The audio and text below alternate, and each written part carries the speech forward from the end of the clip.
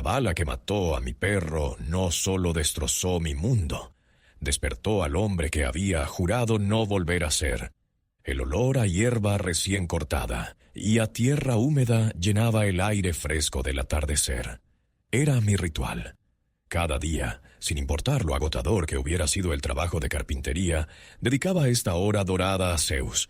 Lanzaba su pelota de tenis desgastada una y otra vez a través del césped perfectamente cuidado de mi patio trasero.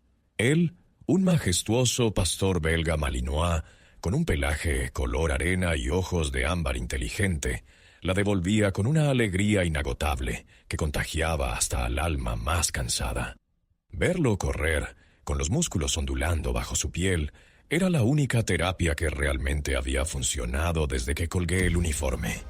Zeus no era solo un perro, era el ancla que me mantenía en el mundo civil, el recordatorio viviente de que la paz era posible. Él era mi familia. Esa tarde, el sol se derretía en el horizonte, pintando el cielo de tonos naranjas y púrpuras. Zeus dejó caer la pelota babeada a mis pies y me miró, jadeando felizmente. Me agaché y le rasqué detrás de las orejas, justo en ese punto que le hacía cerrar los ojos de puro placer. «Buen chico», le susurré. «Una más y entramos». Su cola golpeaba el suelo como un metrónomo emocionado. Fue en ese preciso instante de calma perfecta cuando el mundo se rompió. Las luces rojas y azules de una patrulla policial se reflejaron violentamente en las ventanas de mi casa, barriendo nuestro santuario con una urgencia artificial y agresiva. No oí la sirena, solo llegaron, silenciosos como cazadores. Mi cuerpo reaccionó antes que mi mente. Años de entrenamiento arraigado en cada fibra de mi ser tomaron el control. Mi postura cambió. Mi espalda se enderezó y mis ojos escanearon el perímetro instantáneamente. 2 oficiales salían del vehículo. Uno era joven, probablemente no mayor de 25, con un andar nervioso y la mano ya peligrosamente cerca de su arma. El otro era mayor, más corpulento, con una barba canosa y una expresión de aburrimiento arrogante. El veterano, el peligroso. Zeus sintió mi tensión y soltó un gruñido bajo y profundo, no de agresión, sino de advertencia. Se colocó a mi lado, un guardián leal plantado entre yo y la amenaza percibida. «Tranquilo, amigo», dije en voz baja, poniendo una mano en su lomo. Su pelaje estaba erizado. «Manos arriba. Ponga las manos donde pueda verlas», gritó el oficial más joven, su voz quebrándose ligeramente por la adrenalina. Su nombre en la placa era Miller. Levanté las manos lentamente, con las palmas abiertas, sin movimientos bruscos, sin sorpresas. He estado en situaciones infinitamente más peligrosas que esta. He mirado a los ojos a hombres que matarían por placer, pero nada te prepara para el miedo irracional de un policía asustado en tu propio patio trasero. «No hay problema, oficiales», dije, manteniendo mi voz calmada y uniforme. «¿Puedo preguntar cuál es el problema?» El veterano Davis se acercó con paso lento y pesado. Su mirada me recorrió de arriba a abajo, deteniéndose en mi color de piel, en mis brazos musculosos, en mi casa, en un barrio predominantemente blanco. Lo vi todo en su mirada. El prejuicio, el juicio instantáneo. No vio a un veterano condecorado. No vio a un hombre que había servido a su país en los rincones más oscuros del mundo. Vio un estereotipo. «Recibimos una llamada sobre un individuo sospechoso merodeando por la zona», dijo. Su voz era un gruñido condescendiente. «¿Vive usted aquí?» «Sí, oficial. Esta es mi casa», respondí sin bajar las manos. «He vivido aquí durante los últimos 3 años». Zeus volvió a gruñir, esta vez un poco más fuerte, al sentir la hostilidad que emanaba de Davis. «Controle a ese perro», espetó Miller, dando un paso atrás y desenfundando su arma. Mi corazón dio un vuelco. Vi su dedo temblar en el gatillo. Pánico. El pánico es el enemigo. «Tranquilo, oficial». «Él solo me está protegiendo», expliqué sin apartar la vista de ellos. Mi cerebro estaba trabajando a 1000 por hora, analizando sus posturas, sus líneas de visión, las posibles salidas. El modo de supervivencia, la parte de mí que había intentado enterrar bajo capas de normalidad, estaba despertando. «Zeus, sienta», ordené con una voz firme y entrenada. Mi perro obedeció al instante, sentándose sobre sus patas traseras, aunque sus ojos ambarinos seguían fijos en los policías, un protector vigilante. Davis sonrió con suficiencia. Un perro bien entrenado. ¿Para qué necesita un perro así, señor? Dejó la pregunta en el aire, esperando mi nombre. Marcus, respondí, y él es mi compañero. Ya veo. Compañero, repitió Davis, saboreando la palabra con desdén. Bueno, Marcus, vamos a necesitar ver una identificación. Despacio, baje su mano izquierda y sáquela de su bolsillo. Seguí la orden al pie de la letra. Cada movimiento era deliberado, telegrafiado. Mi mano se movió a cámara lenta hacia mi bolsillo trasero. Pero mientras lo hacía, el oficial Miller, todavía nervioso, dio un paso lateral para tener un mejor ángulo. El movimiento repentino asustó a Zeus. Se levantó de un salto y ladró. No se movió hacia ellos, no mostró los dientes, solo ladró. Un ladrido fuerte y resonante de un animal grande y protector. Fue todo lo que Miller necesitó. «Está atacando», gritó, y el mundo se convirtió en un estruendo ensordecedor. El disparo resonó en el tranquilo vecindario como una explosión. No fue a mí, fue a Zeus. Vi el fogonazo, vi el cuerpo de mi amigo, de mi ancla, de mi única familia, contraerse y caer de lado con un gemido ahogado.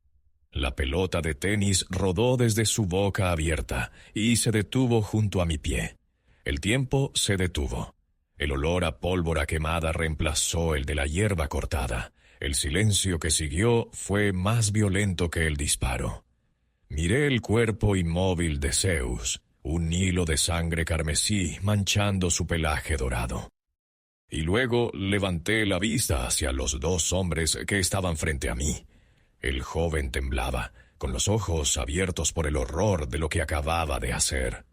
El veterano, Davis, tenía una expresión de molestia, como si matar a mi perro fuera solo un inconveniente burocrático. Algo dentro de mí, un interruptor que había luchado por mantener apagado durante años, se activó con un clic metálico y definitivo. El dolor era un océano de hielo, pero debajo de él, el fuego de un antiguo infierno comenzaba a arder.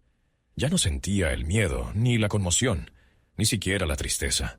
Solo sentía una claridad absoluta, fría y afilada como el filo de un cuchillo de combate.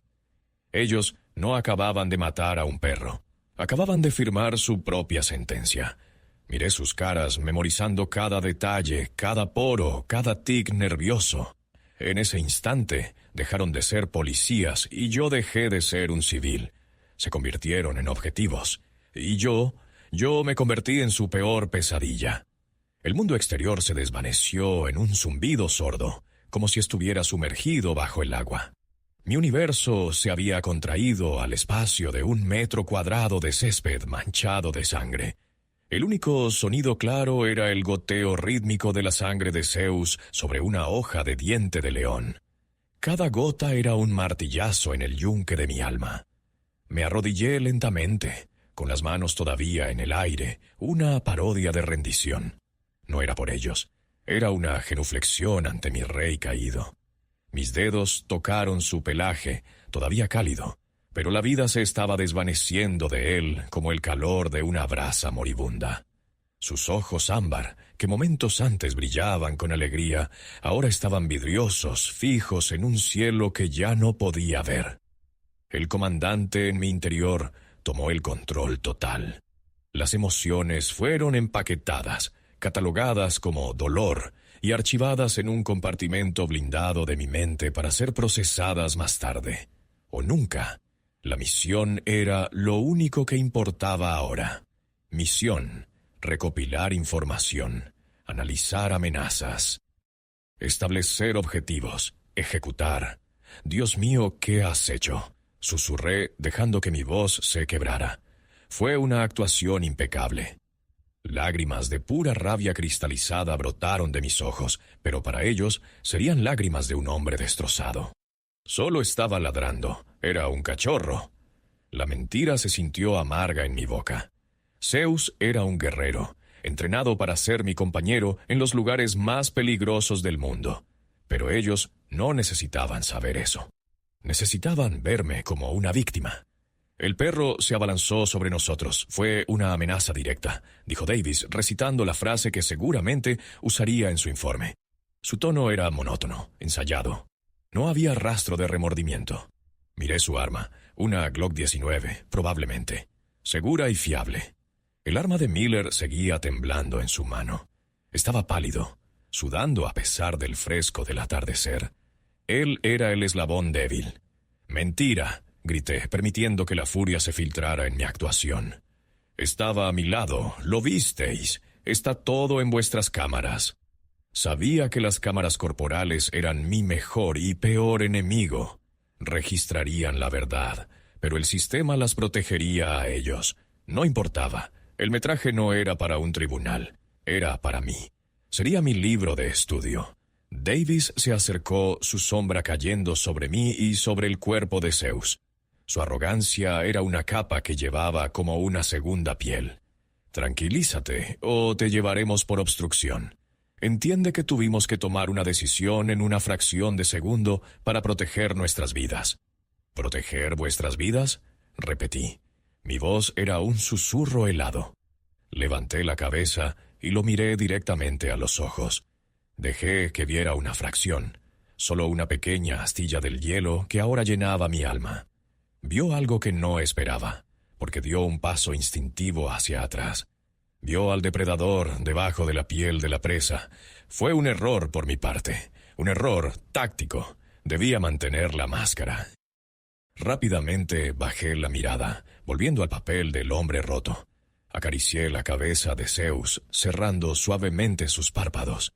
«Quiero vuestros nombres y números de placa», dije, mi voz ahogada por un sollozo fingido. «Ya llegará el momento para eso», gruñó Davis. «Primero, tenemos que asegurar la escena». Pronto llegaron más coches, 2 patrullas más y el vehículo de un sargento. El patio trasero de mi pacífica casa suburbana se convirtió en un escenario de crimen, con cintas amarillas y luces parpadeantes que profanaban la memoria de mi amigo. El sargento, un hombre mayor llamado Peterson, parecía más profesional. Se acercó a mí con una calma calculada. «Señor, lamento profundamente su pérdida», dijo, aunque sus ojos eran impasibles. «¿Podría contarme lo que pasó desde su perspectiva?» Y así lo hice. Le di la versión del civil. La tarde tranquila, el juego con mi perro, la llegada repentina, el miedo, el ladrido, el disparo. Omití cada detalle de mi entrenamiento, cada instinto que me gritaba que eran una amenaza mal entrenada desde el momento en que pisaron mi propiedad. Mientras hablaba, mi visión periférica lo absorbía todo. Conté a los oficiales, 7 en total. Identifiqué sus armas. Observé sus patrones de movimiento. Escuché fragmentos de conversaciones. Davis y Miller estaban junto a su patrulla, hablando en voz baja. Miller gesticulaba, agitado. Davis le puso una mano en el hombro, con un aire de superioridad paternalista. Gracias al eco del garaje de mi vecino y a años de entrenamiento en escucha activa, pude captar algunas palabras. «Calmarte, chico. Informe estándar. Amenaza canina. Dirás exactamente lo que te diga». La voz de Davis era un susurro venenoso, adoctrinando al novato en el arte del encubrimiento. Terminé mi declaración al sargento Peterson. Me ofreció llamar a alguien. Un amigo, un familiar. Le dije que no tenía a nadie. Era cierto. Mi unidad era mi familia, y estaban dispersos por todo el mundo o enterrados en suelo extranjero. Zeus era todo lo que me quedaba de ese mundo. «Necesitaremos llevar al animal para un informe», dijo Peterson con delicadeza burocrática. «No», respondí, mi voz de repente desprovista de cualquier emoción. «No se lo van a llevar, lo enterraré yo mismo». Hubo una pausa. Peterson me estudió, probablemente decidiendo si valía la pena la pelea. Finalmente asintió. «Como quiera». Mientras los oficiales comenzaban a dispersarse, preparándose para irse, Mi atención se centró de nuevo en Davis y Miller. Se subieron a su coche. Davis estaba al volante. Vi su boca moverse mientras decía algo a su compañero, algo que no pude oír. Pero entonces Miller respondió, y su voz, más alta por el estrés, llegó hasta mí. «No sé si puedo, Frank. Tengo que ir a casa, ver a mis hijos». Frank. El nombre de Davis era Frank. Davis o Frank, se rió, un sonido áspero y sin alegría. «Madura, novato. Todos necesitamos desahogarnos después de un día así. Nos vemos en O'Malley's en 1 hora. La primera ronda la pago yo. Te ayudará a olvidar». O'Malley's. Un nombre, 1 hora, un lugar. Mi mente lo registró y lo archivó. Era una pieza de inteligencia cruda, un punto de partida. Frank Davis pensaba que una cerveza podría borrar la imagen de mi perro desangrándose en la hierba. Pensaba que la noche terminaría y esto sería solo papeleo. Se equivocaba. Para él era el final de un mal día de trabajo. Para mí era el comienzo de una guerra. Observé cómo su patrulla se alejaba, sus luces traseras rojas desapareciendo en la oscuridad, dejando un silencio neestéstveni a su paso. Me quedé solo en mi patio trasero, con la cinta policial amarilla, ondeando suavemente con la brisa nocturna, y el cuerpo enfriándose de mi único amigo a mis pies. No sentía nada más que un propósito gélido. Frank Davis iba a tomar una cerveza. No tenía ni la más remota idea de que acababa de invitar a la muerte a sentarse en el taburete de al lado. La noche descendió sobre mi casa como un sudario. Las luces parpadeantes se habían ido, pero su eco fantasmal todavía danzaba en mis retinas. El silencio que dejaron atrás era pesado, opresivo, lleno de la ausencia de los jadeos felices y el trote de las patas de Zeus.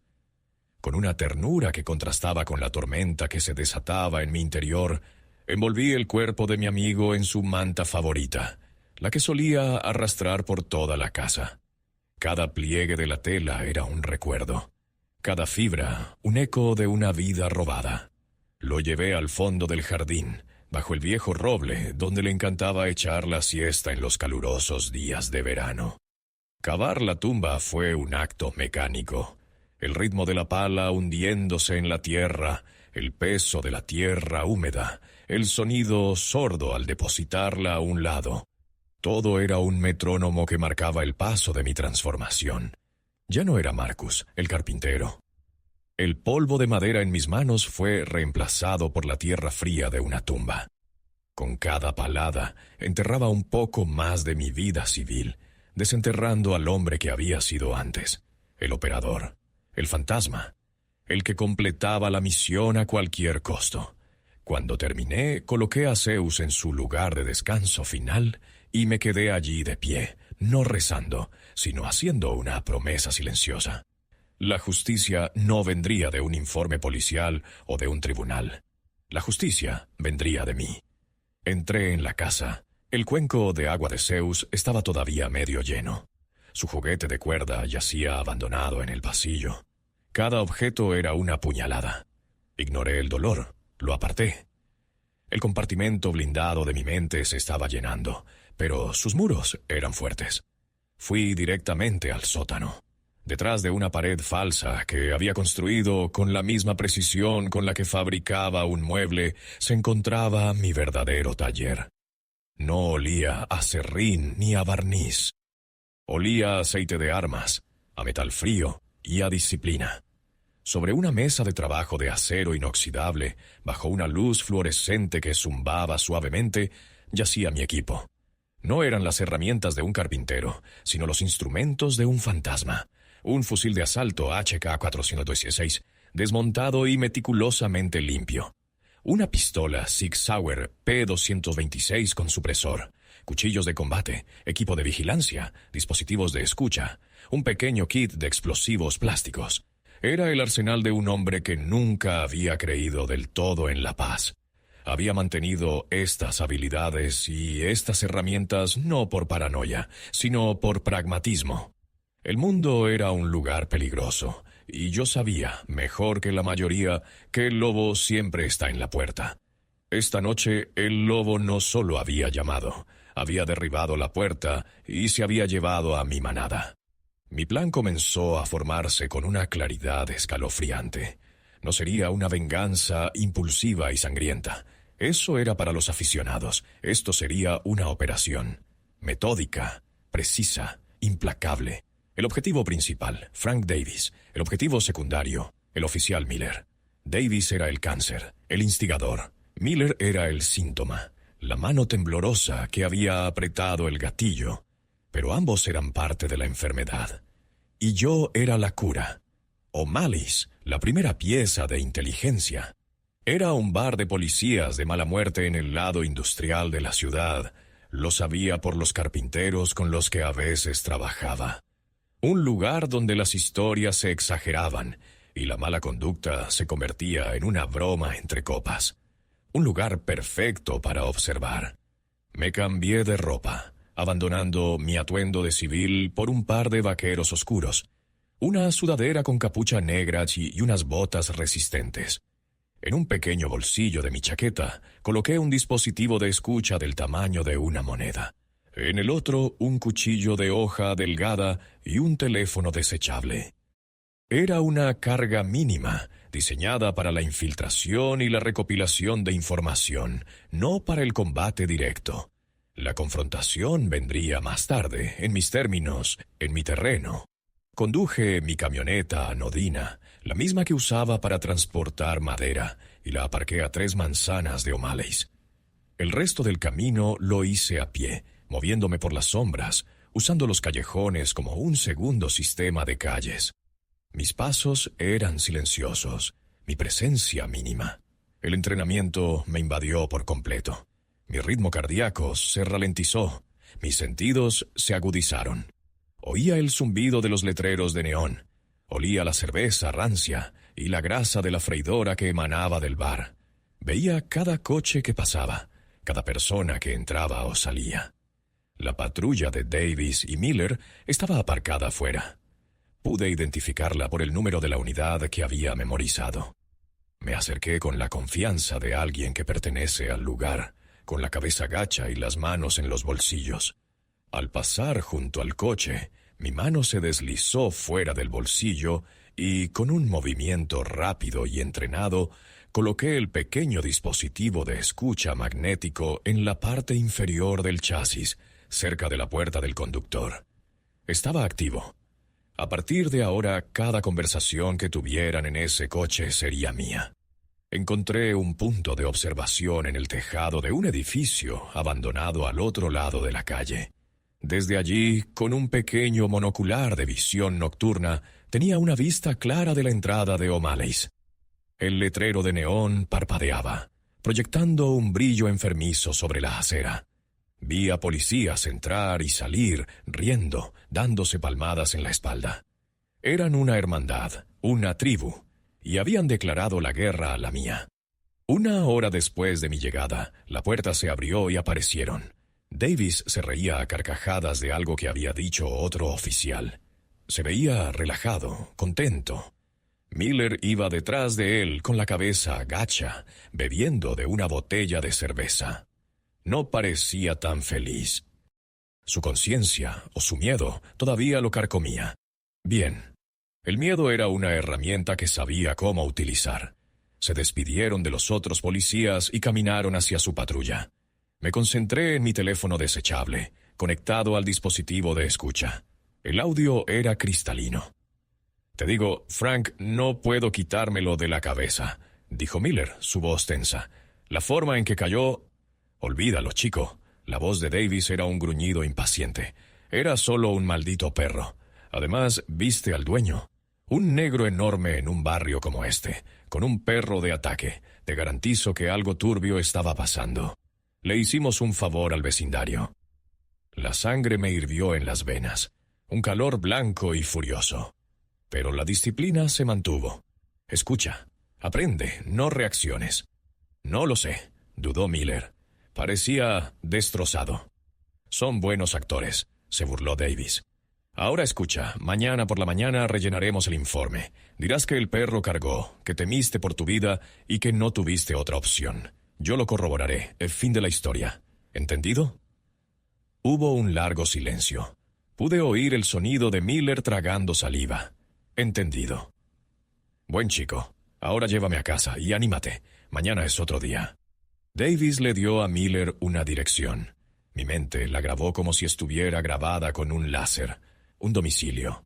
La segunda pieza clave de inteligencia. Los vi subir al coche y alejarse.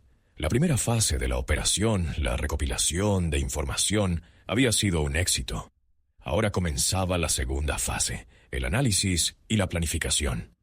Pero mientras observaba sus luces traseras desaparecer, algo más captó mi atención. Davis no se había puesto el cinturón de seguridad. Se reclinó en el asiento del copiloto y sacó su teléfono personal. Con el zoom de mi monocular pude ver claramente lo que hacía. Estaba enviando mensajes de texto. La pantalla de su teléfono brillaba en la oscuridad del coche y el ángulo era perfecto. Estaba escribiendo a alguien llamado Jessica. Y el mensaje que leí en su pantalla heló la sangre en mis venas y transformó mi misión de una de justicia a una de erradicación total. El trabajo está hecho. Nuestro problema de 4 patas se ha ido para siempre. Ahora podemos seguir con el plan. Nuestro problema de 4 patas se ha ido para siempre. Ahora podemos seguir con el plan. Las palabras ardían en mi mente, grabadas a fuego en mi cráneo. El mensaje no era una celebración casual después de un incidente traumático. Era una confirmación. Una pieza de un rompecabezas que no sabía que existía. El plan. Esto no había sido un accidente. No fue un policía novato asustado o cometiendo un error trágico. Fue premeditado. Zeus no fue una baja colateral. Fue el objetivo. Un torrente helado recorrió mi espina dorsal. La rabia, antes una llama blanca y furiosa, se solidificó en un bloque de hielo negro y denso en mi pecho. Esto cambiaba todo. Mi misión ya no era solo de venganza, era de investigación. Tenía que entender por qué. ¿Qué plan?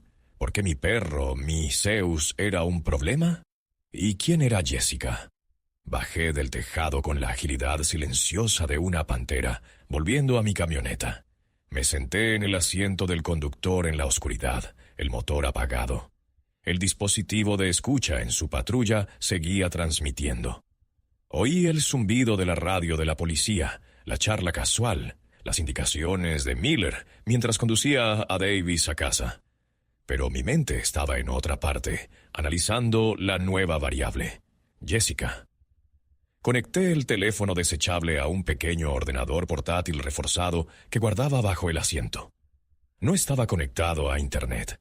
Era un sistema cerrado, cargado con software que mis antiguos empleadores preferirían que el público no supiera que existe. Accedí a las bases de datos que había adquirido antes de dejar el servicio. Registros públicos, redes sociales, conexiones filtradas. Empecé por Frank Davis, edad 52, casado, 2 hijos adultos, 28 años en el cuerpo. Múltiples quejas por uso excesivo de la fuerza, todas desestimadas. Un perfil predecible. Busqué conexiones con el nombre Jessica. Saltaron docenas, demasiadas para ser útiles sin más información. La patrulla se detuvo. «Gracias por llevarme, chico», dijo Davis. «Recuerda lo que te dije. Boca cerrada, sigue el guión». «Sí, Frank», respondió Miller, su voz carente de convicción. Oí el sonido de una puerta de coche cerrándose. El dispositivo de escucha se quedó con Miller, pero yo ya tenía lo que necesitaba de él por ahora. Tenía la dirección de Davis. Introduje la dirección en mi sistema de mapas. Estaba a solo 10 minutos de donde me encontraba. Fase 3. Vigilancia. Conduje hasta su barrio. Un laberinto de calles suburbanas idénticas. Apagué las luces a 2 manzanas de distancia y me acerqué en silencio. Su casa era como las demás. 2 pisos, césped cuidado, un aro de baloncesto sobre el garaje. Una imagen perfecta de la vida americana. Una mentira. Aparqué en un lugar oscuro con una vista clara de la parte delantera de la casa y esperé. Las luces estaban encendidas. A través de las persianas pude ver siluetas moviéndose dentro. Vi a Davis entrar, su figura corpulenta recortada contra la luz. Unos minutos más tarde, una mujer se acercó a él. No pude ver su cara con claridad, pero su lenguaje corporal era íntimo. Lo abrazó. ¿Su esposa? Probablemente. ¿Jessica? Improbable. El tono del mensaje era conspirador, no doméstico. Pasé las siguientes 3 horas en esa camioneta, inmóvil, observando. Vi a la esposa de Davis bajar las persianas. Vi las luces del piso de arriba apagarse una por una, hasta que solo quedó una encendida, probablemente el dormitorio principal. Y luego, a las 2:17 de la madrugada, un coche que no reconocí dobló la esquina lentamente y aparcó justo delante de la casa de mi vecino de al lado. Las luces se apagaron, pero el motor no. Alguien estaba esperando. Mi entrenamiento se apoderó de mí. Esto no era normal. Era un encuentro. Me deslicé fuera de mi camioneta, fundiéndome con las sombras de los setos que bordeaban las propiedades. Me moví con una fluidez que la oscuridad acogía, cada paso deliberado, cada sonido amortiguado. En menos de 1 minuto estaba al otro lado de la calle, escondido detrás de un gran roble, a solo unos metros del coche misterioso. La puerta de la casa de Davis se abrió, emitiendo un fino rayo de luz. Frank Davis salió, vestido con ropa de calle, y miró a su alrededor antes de caminar rápidamente hacia el coche aparcado. Abrió la puerta del copiloto y se metió dentro. La luz interior del coche se encendió brevemente al abrirse la puerta, y por primera vez vi a la conductora. Era una mujer de unos 30 y tantos años, con el pelo rubio recogido en una coleta y una expresión dura y calculadora. Jessica. Tenía que ser ella. No podía oír lo que decían, pero su lenguaje corporal era intenso. Davis gesticulaba, enfadado. Jessica escuchaba, asintiendo de vez en cuando, con el rostro impasible. Esto no era una cita clandestina, era una reunión de negocios, una reunión clandestina en mitad de la noche. Sabía que necesitaba acercarme, necesitaba oír. El riesgo era enorme, pero la recompensa era el conocimiento, y el conocimiento era poder. Comencé a moverme usando cada arbusto, cada sombra, cada coche aparcado como cobertura, rodeando su posición. Mi objetivo era la parte trasera del coche, un punto ciego. Me movía como el humo, 1 centímetro a la vez. Estaba a menos de 2 metros cuando la voz de Davis se elevó lo suficiente como para que pudiera oírla a través del cristal. Te dije que me encargaría de ello, y lo hice, siseó. El perro está fuera de juego, ya no hay nada que nos detenga. No me gusta, Frank, respondió la voz de Jessica, fría como el acero. Fue ruidoso, desordenado. Llamó la atención. Se suponía que esto debía ser discreto. ¿Qué querías que hiciera? ¿Envenenarlo? Ese chucho era un maldito perro guardián entrenado. Estaba allí día y noche. No podíamos acercarnos al patio trasero con él allí. Era la única manera. Mi corazón se detuvo. ¿Acercarse a mi patio trasero? ¿Por qué? Miré hacia mi casa, a kilómetros de distancia. El roble, la tumba de Zeus. De repente, una idea loca, imposible, comenzó a formarse en mi cabeza. ¿Qué había en mi patio trasero que pudieran querer? No era nada, solo césped, un roble y la tierra debajo de él. Solo espero que el dueño no cause problemas, continuó Jessica, su voz interrumpiendo mis pensamientos. Un hombre así, viviendo en un lugar como ese, podría ser impredecible. Davis soltó una carcajada amarga. ¿El dueño? No te preocupes por él, es solo un carpintero, un don nadie. ¿Qué va a hacer? ¿Presentar una queja? Para cuando se dé cuenta de lo que realmente está pasando, ya estaremos a miles de kilómetros de aquí, y él seguirá llorando por su mascota. Sentí una calma glacial descender sobre mí. Me llamaron don nadie, un simple carpintero. Subestimarme fue el segundo error fatal que cometieron esa noche. El primero fue matar a mi perro. Jessica le entregó a Davis un sobre grueso. La mitad ahora, la otra mitad cuando el trabajo esté terminado. Tienes 48 horas, Frank. Nuestro comprador se está impacientando. Si no tienes la mercancía para el viernes por la noche, el trato se cancela. Y créeme, no querrás que eso ocurra. Davis cogió el sobre. «No te preocupes. Mañana por la noche, mientras la ciudad duerme, ese patio trasero será nuestro». Se quedaron en silencio por un momento. Sabía que tenía que moverme, retroceder antes de que él saliera del coche. Empecé a deslizarme hacia atrás, tan silenciosamente como había llegado. Pero mientras lo hacía, mi bota rozó una pequeña piedra en el asfalto.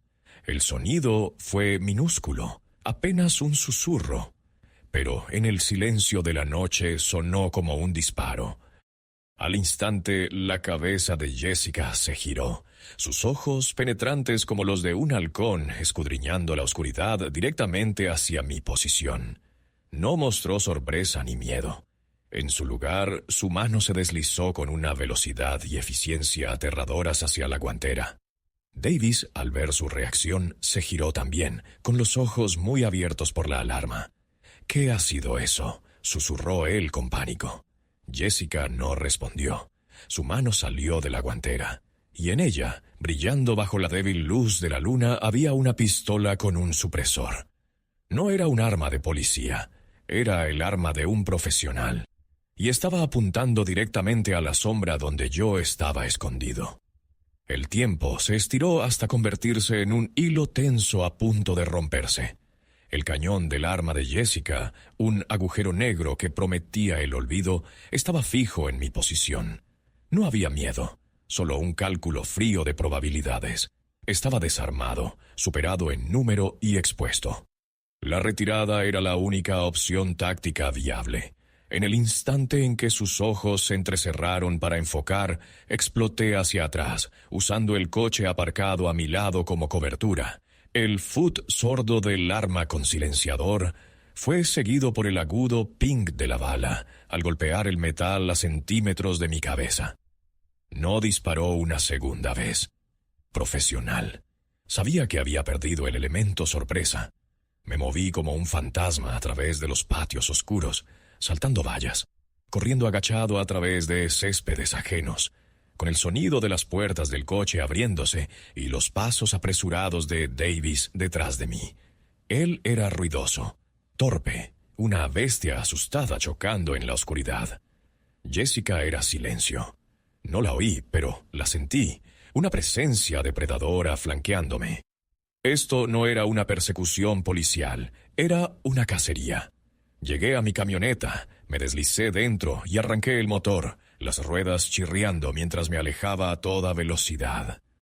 Por el espejo retrovisor vi a Jessica parada en medio de la calle, observándome, su silueta recortada por una farola. No intentó disparar, simplemente observó, memorizando mi vehículo.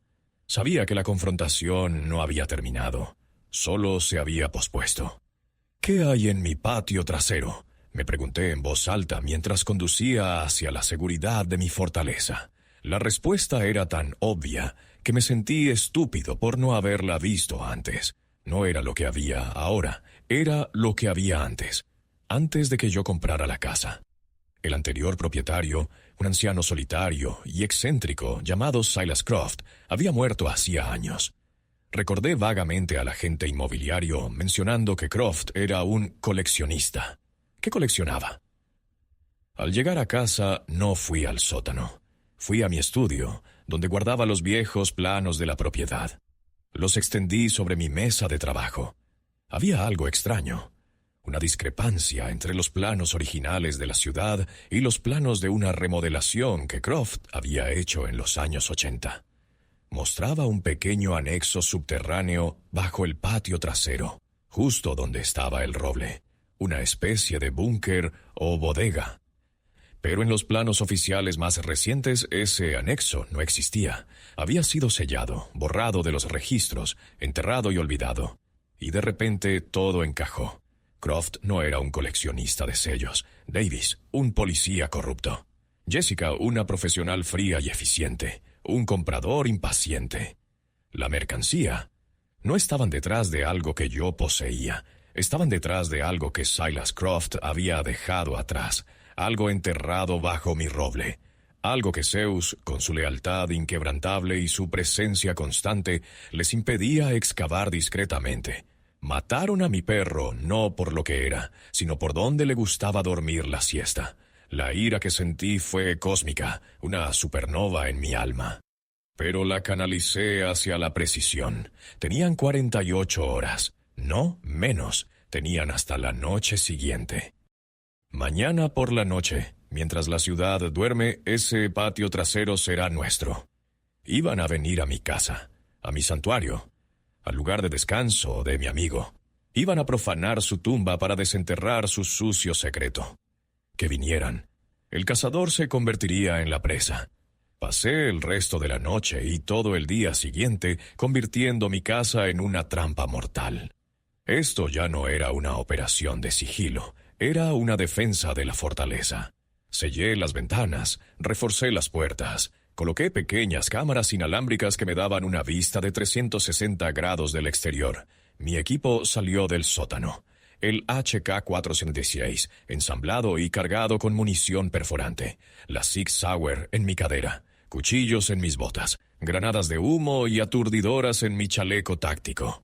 Me movía por mi casa no como un propietario, sino como un soldado preparando un campo de batalla. Pero la pieza central de mi plan estaba en el patio trasero.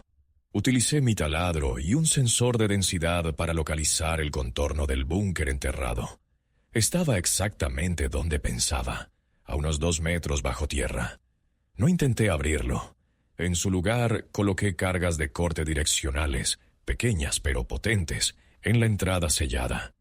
Estaban conectadas a un detonador remoto. La trampa estaba puesta. Cuando la oscuridad cayó por segunda vez, me senté en mi sala de estar, con las luces apagadas, viendo las imágenes de las cámaras en un monitor. El silencio en la casa era absoluto. A las 2:13 de la madrugada, exactamente 24 horas después de mi vigilancia, llegaron. No en una patrulla, sino en una furgoneta de trabajo sin distintivos. Salieron 3 figuras. Davis, Jessica y otro hombre corpulento que no reconocí, probablemente el músculo. Llevaban pasamontañas y equipo de excavación. Entraron en mi patio trasero como si fuera suyo. Mi dedo se cernió sobre el detonador. Esperé. Los observé comenzar a cavar sobre la tumba de Zeus. Cada palada era una profanación, un insulto que pagaría con sangre.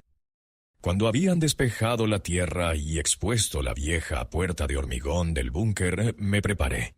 Ahí está. Oí la voz de Davis a través de un micrófono parabólico que había apuntado hacia el patio. Justo como decían los viejos mapas. Jessica se arrodilló para examinar la cerradura. Necesitaremos la lanza térmica. Fue entonces cuando hice mi movimiento. Primero, las luces. Con un interruptor encendí una serie de focos de alta intensidad que había instalado, inundando el patio trasero con una luz cegadora y borrando su visión nocturna. Se quedaron paralizados, desorientados. Luego, el sonido. A través de altavoces exteriores, hice sonar el ladrido feroz y grabado de Zeus, amplificado a un volumen ensordecedor. Vi a Davis tropezar hacia atrás, aterrorizado, un fantasma auditivo atormentándolo. Y entonces hablé, mi voz proyectada por los mismos altavoces, tranquila, fría y llena de la promesa de la muerte. Están profanando un terreno sagrado. Jessica fue la primera en recuperarse, levantando su arma y disparando a ciegas hacia la casa. Pero yo ya no estaba allí. Mientras estaban distraídos, salí por la puerta lateral, moviéndome por las sombras en el borde de la luz. El tercer hombre, el músculo, corrió hacia mi posición. Lo encontré en la oscuridad. No hubo disparos. Fue rápido, silencioso y brutal. Un cuchillo bien colocado. Cayó sin un gemido. Uno menos.